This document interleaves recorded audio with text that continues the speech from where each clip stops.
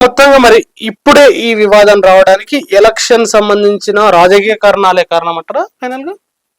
ఇది అసలు మొట్టమొదట మనం తీసుకోవాల్సింది, ఇవన్నీ నేను చాలాసేపు మీకు చెప్పాను, ఇవన్నీ ఉన్నాయి.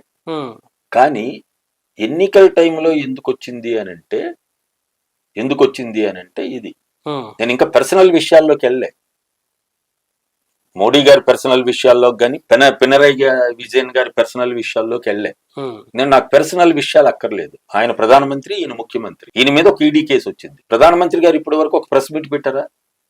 ప్రధానమంత్రి గారు ఎప్పుడైనా విదేశాలకు వెళ్తుంటే, లేదు స్వదేశంలో తిరుగుతుంటే ప్రెస్ వాళ్ళని తీసుకెళ్తున్నారా? ఎందుకు తీసుకెళ్లరు? ఎందుకు ప్రెస్ మీట్ పెట్టరు? అంటే ప్రెస్ అంటే భయమా? మోడీ గారికి మాట్లాడడం అంటే భయమా? కాదే.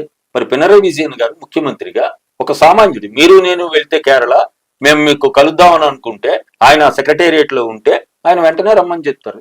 ఆటో డ్రైవర్ కూడా కలవచ్చని రీసెంట్ గా చాలా కథనాలు వచ్చినాయి. మీరు నేను మనం కేరళ వాళ్ళం కాదు, తెలంగాణ వాళ్ళం. మనం వెళ్ళి నాకు సమస్య ఉంది అని అంటే ముఖ్యమంత్రి గారు అపాయింట్మెంట్ ఇస్తారు. మోడీ గారు కేబినెట్ మంత్రులకే అపాయింట్మెంట్ ఇవ్వరు, రాష్ట్రాల ముఖ్యమంత్రులకే అపాయింట్మెంట్ ఇవ్వరు. ఆయనకి నచ్చిన వాళ్ళకి ఇస్తారు. ఆయన ప్రెస్ కి ఇంటర్వ్యూ ఇస్తారు, మన్ కీ బాత్ చేస్తారు.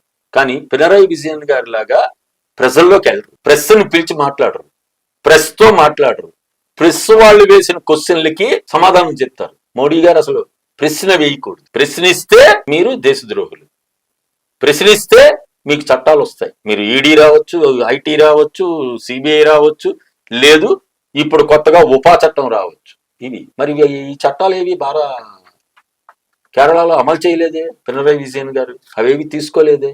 వాటిని ఎవరిని, ప్రతిపక్ష పార్టీలను కానీ, బీజేపీని కానీ, ఆర్ఎస్ఎస్ని కానీ ఏం చేయలేదే.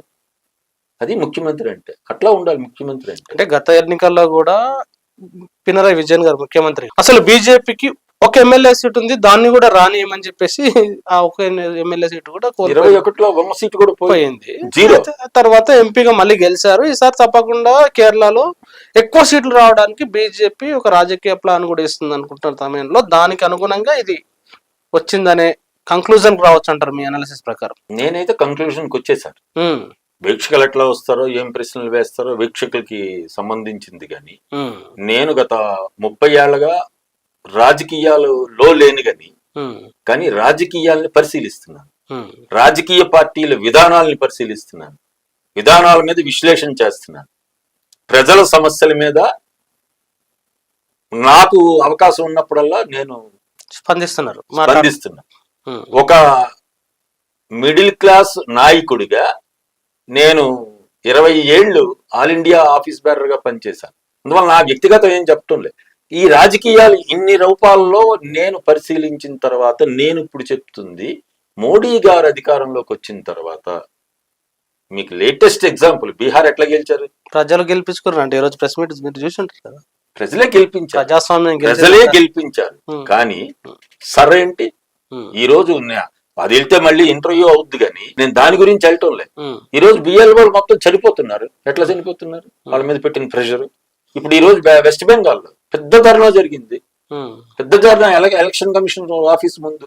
బిఎల్ఓ చాలా మంది, కొన్ని వేల మంది అక్కడ వచ్చి మేము ఈ వర్క్ ప్రెషర్ తట్టుకోలేకపోతున్నాం అని చెప్పి. నేను అందుకే అటు వెళ్ళటం లేదు. నేను బిఎల్ఓస్ అంటే బూత్ లెవెల్ ఆఫీసర్స్, వాళ్లే కదా ఇప్పుడు సర్ తీసేది. సర్ కూడా బీజేపీకి నచ్చిన వాళ్ళని ఉంచుతారు, నచ్చిన వాళ్ళని యాడ్ చేస్తారు, నచ్చిన వాళ్ళని తీసేస్తారు. అది మొన్న బీహార్ ఎన్నికల్లో నా పాయింట్ ఒక్కటే.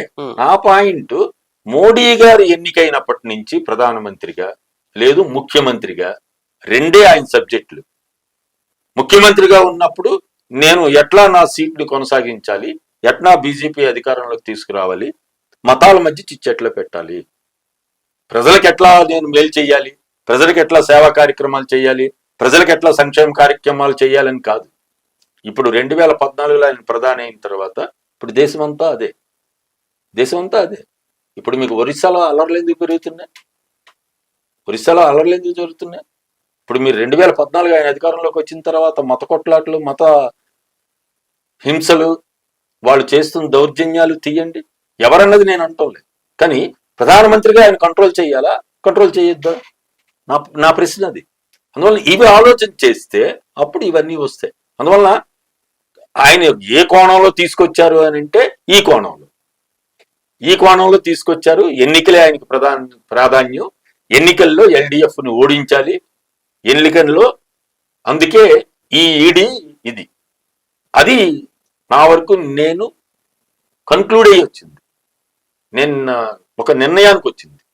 అవేమైనా ఉంటే ప్రశ్నల రూపంలో మన వీక్షలను అడగొచ్చు, వాటికి సమాధానాలు చెప్పడానికి కూడా నేను సిద్ధంగా